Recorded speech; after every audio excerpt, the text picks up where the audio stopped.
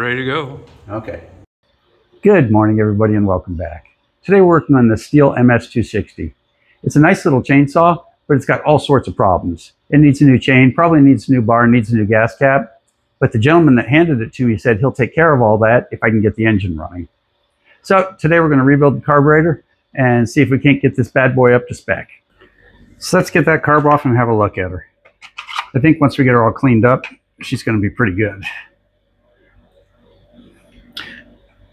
Whenever you've got one that tries to run but won't quite run, it's almost always going to be a carburetor issue of some sort.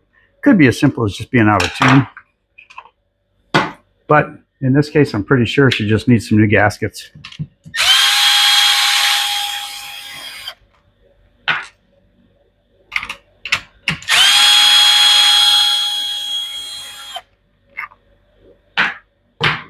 Okay, now let's get the linkage off.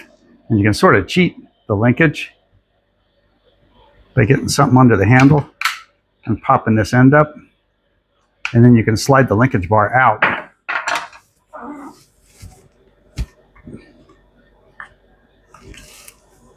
Just like so. There we go.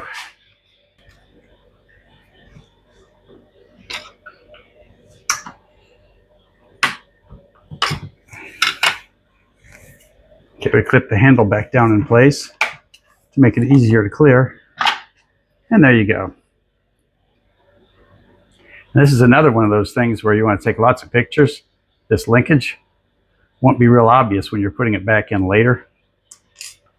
So remember to hook it in from this side, or from that side. Okay, let's pull you out. Let's have a look at everything. Okay, nothing looks damaged on this, so it should take a rebuild pretty well. But this is a 403 Walbro, or a 403B.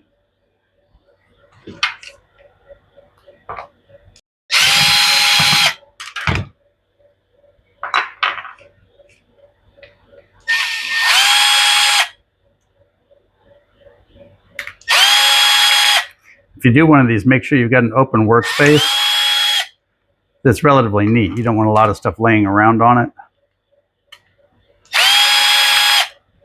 because it's real easy to lose all the little screws and whatnot on a carburetor. Okay, there's our metering diaphragm.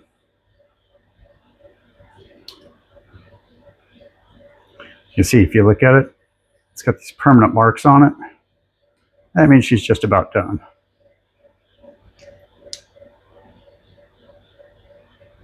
And make a note, it's gasket and then diaphragm. It's hard to see the gasket, but there is a gasket stuck here. Okay, now let's take a look at our fuel gasket. It doesn't look too bad. Usually when they're really bad, these little flaps hang out all over the place. And this is a super common fuel gasket. If you look at this, you can see it sat with fuel in it for quite a long time. You can tell by the stains. So I'm going to run this whole thing through the ultrasonic and get her all cleaned up. And we'll be back in a little while. Now the ultrasonic's over there warming up. And before we do this one, if you look carefully right here, this one has a removable jet. That's pretty unusual. Most carburetors don't have that. So before we clean it, we're going to go ahead and pull it out. And we're going to do the same thing we do on a lawnmower carburetor. We're going to run a wire through it and make sure it's nice and clear.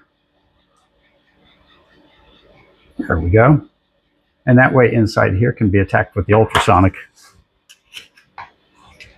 And for the jet, all you guys that have been here before have seen this before. My good old roll of floral wire. I'm going to take it, and even though it's much, much, much smaller,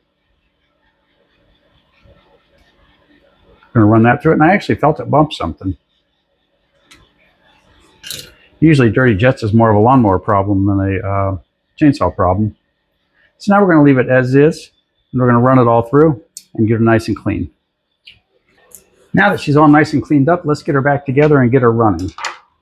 First thing we'll do is flip over here and get our little kind of jet in place. There we go. Be gentle screwing these parts in because you are working with an aluminum body. And if you feel any pressure, you might be cross-threading it. There you go, our jet's back in place. And now the gaskets. Now this gasket sets for this specific carburetor. When you order these, make sure you double check to make sure that it's the exact same one, because one little hole in the fuel gasket makes it a whole different gasket. So we're going to take this and we're going to place it on, whoops. Get it in place one piece at a time.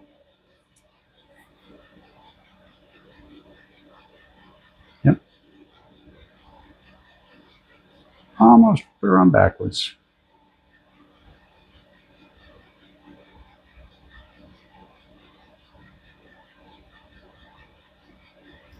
There we go. Okay, now we're going to use our finger to hold the throttle open a little bit.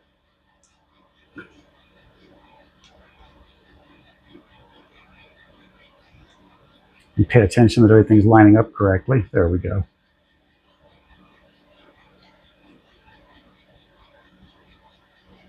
Okay, and after a quick visual, we can see that everything looks good. So let's get her back together.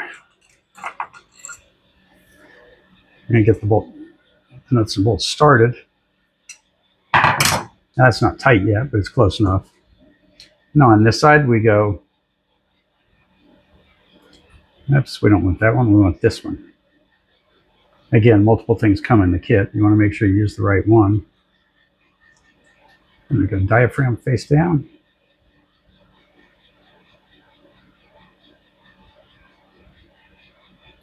There you go.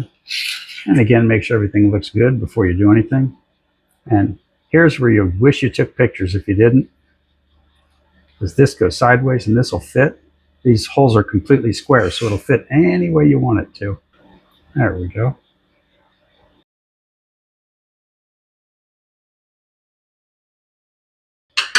And she's ready to go in. That should be one happy carburetor. And now for the funnest part of all. We've already got that stuffed on. So now the linkage. This is another part where you wish you took pictures, because it goes like that. It doesn't hook into a hole or anything on this particular carburetor. We're going to slide it halfway in. There you go. And with the Stihl, come on, buddy. Buddy, line up. There you go. And with the Stihl, you want to pay attention because underneath here, I don't know if you can see it, you got this little tube, which meets up with this little bushing. And you want to make sure it's lined up just right when you slide it in. You don't want to tear that bushing up. Or that tube, actually. Now it looks like she went in nice and smooth this time. And she did. Very nice, very nice. Okay, everything looks nice and ducky. Let's put the fuel line on and attach the throttle. We're ready to go. We're going to do the same thing to do the throttle. And quote unquote experts just cringe when they see me do this. But this is umpteen times faster than any other way I've seen to do it. No. Okay, now we're going to hold that up. Just kind of slide the throttle back in place. It usually hops in pretty easy.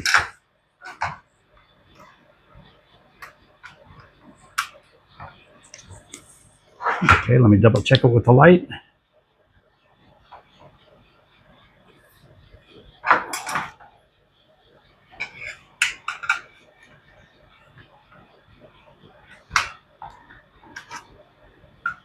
And she went in. Nudge her over with a finger.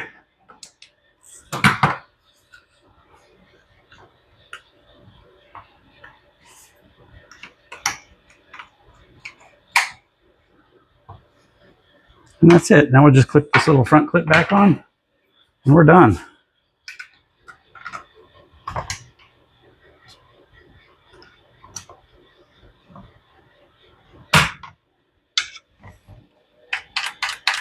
Looks good, looks good, looks good.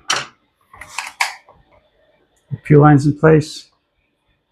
Everything looks good. Let's put the nuts on, throw on an air filter, and give her a run. Okay, let's see if she'll crank up. We've got the choke all the way on.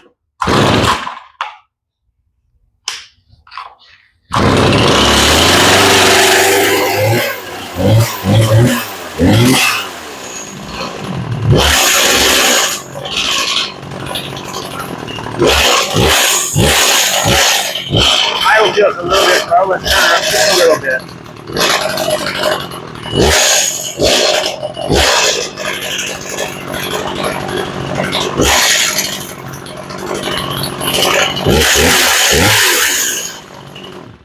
She sounds really nice.